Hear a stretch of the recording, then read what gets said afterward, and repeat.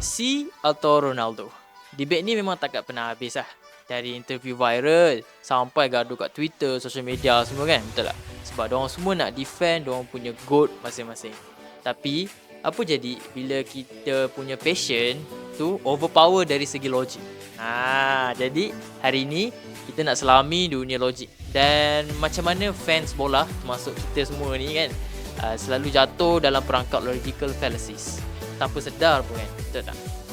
Logik ni sebenarnya kajian tentang cara kita berfikir dengan betul. Dia bantu kita dengan dalam berhujah yang berbalik dan mengelakkan cara fikir yang salah.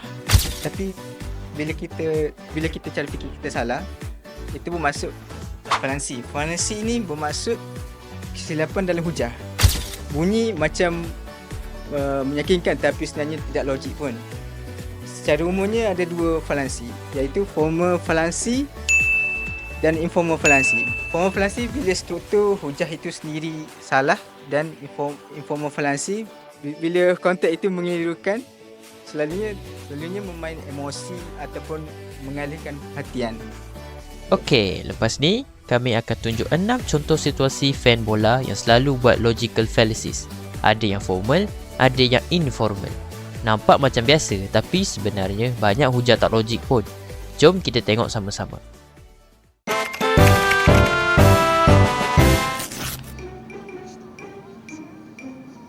Meh, kau tahu tak? Messi kan menang World Cup kan? So dia GOAT kan?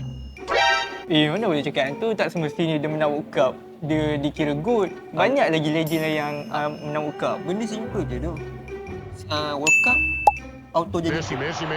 Tak boleh pakai tu, tak logik tu. Ini kita panggil affirming the consequent. Bila kita fikir kalau A mesti B, oh B jadi, so confirm lah A. Padahal belum tentu. Just sebabkan Messi menang World Cup tak semestinya dia automatically GOAT.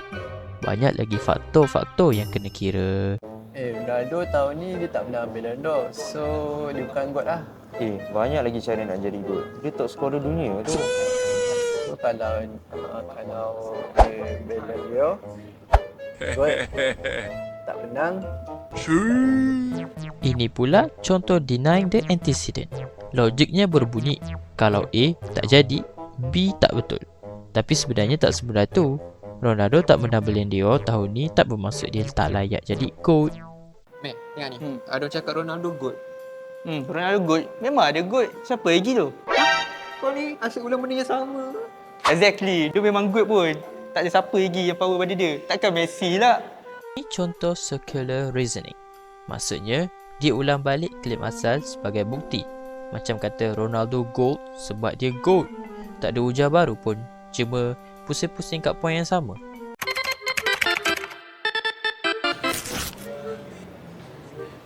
Tak payahlah dengar fans Messi ni. Diorang semua budak-budak. Mana tim main bola? Isu dia sekarang ni Messi ke Ronaldo, bukan face dia. Semua fans Messi tak valid tu. Ini kita panggil ad hominem fallacy. Serang orang bukan idea. Instead of bincang kenapa Messi hebat atau tak, dia kutuk fan Messi pula. Itu bukan hujah logik, tapi personal attack.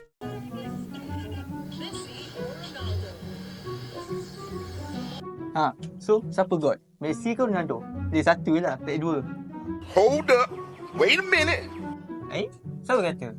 Kenapa tak pilih dua-dua je? Masing-masing kan padu. Kau ni.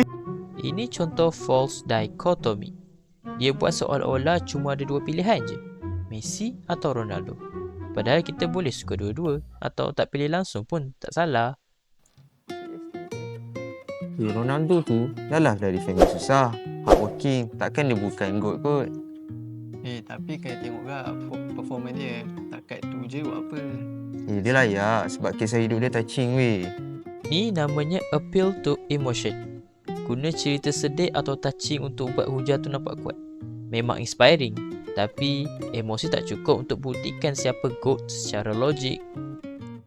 Kita rasa kita betul, tapi kita tak tanya balik, is this argument logical? Logik ni bantu kita fikir dengan lebih jelas dalam dunia fun bola ini. Hujah datang daripada emosi, identity, loyalty, fallacy ni tak semestinya buruk. Tapi itulah yang buat kita bersatu. Sama-sama lah sorak, sama-sama defend idol masing-masing. Tapi sebenarnya kalau tak hati-hati, dia boleh jadi toxic tau. Gaduh tak habis-habis. So yes, logik ni memang penting. Tapi kena balance lah dengan empathy, dengan faham dia punya konteks. Jadi sebagai conclusion, bola sepak ni bukan pasal statistik je. Dia pasal passion, history dengan pride lah. Tapi dia tak bermaksud kita boleh buang logik tu terus kan. Jadi bila kita faham fallacy ni, kita belajar debat dengan cara yang sihat lah. Bukan gaduh tak tu arah dekat komen semua kan. Jadi Messi atau Ronaldo GOAT? Maybe tak tahu lah kan. Tapi yang penting, argue with reason, not just emotion.